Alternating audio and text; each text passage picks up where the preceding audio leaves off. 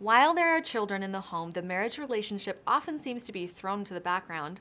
So in today's episode from Family Today, we are going to talk about the latest research and practical advice from marriage and family experts about how to keep the passion and adventure alive, even with the kids at home.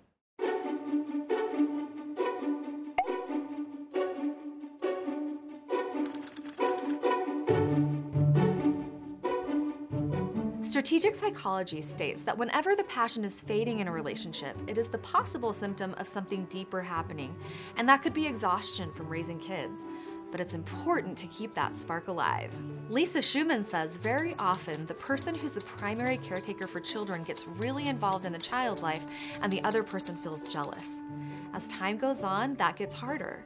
The caretaker's emotional resources are stretched, and if they don't commit to their partner, the relationship can suffer. The schedule revolves around feedings, changing, bedtime, bath time, homework, and on it goes. It is inevitable that just when you think the kids are asleep and you make a move with your partner, the baby starts crying or your other child ends up standing at the foot of the bed. So what can we do? Number 1, establish a schedule.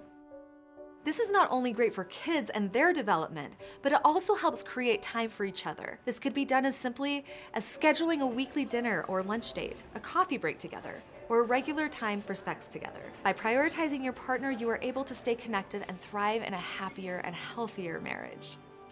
Chris Kraft says about scheduling time for one another, it doesn't have to result in sex every time. It's more about making time to have fun together. Number 2, utilize babysitters or family members.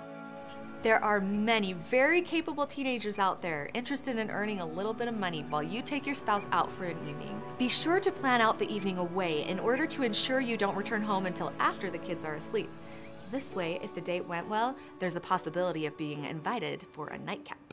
Number 3, secret signals or code words. It is often difficult to have conversations that may lead to deeper, more intimate connections when you're interrupted every 5 minutes by one kid tattling on the other or needing help with homework. This can be overcome by creating another language or codes to use with each other. This language or code should be based on whatever you would be saying to each other if given the opportunity. Whether the encounter is sexual or emotional is up to you. Or it could be as complex as learning a second language. How great of a motivation would it be if you were trying to woo your spouse in another language? Number 4, be a lover to your kid's other parent. As your kids grow older, there is nothing wrong with informing them of your plans to be alone with your spouse. You don't have to give them all the details, but claim the time you want to spend with your spouse and let the kids know they are not invited to join or interrupt.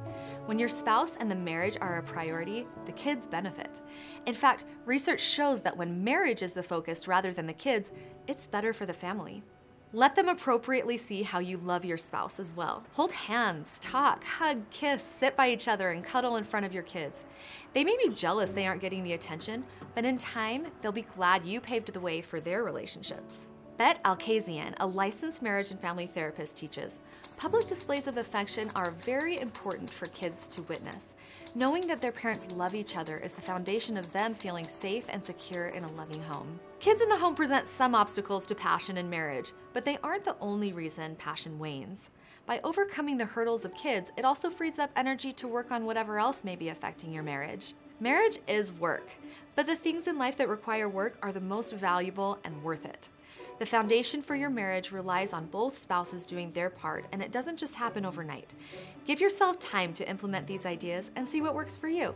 If you have other ideas that help you keep the passion and adventure alive, please share your advice in the comments below. And don't forget to subscribe to Family Today for more tips and guidance for your family.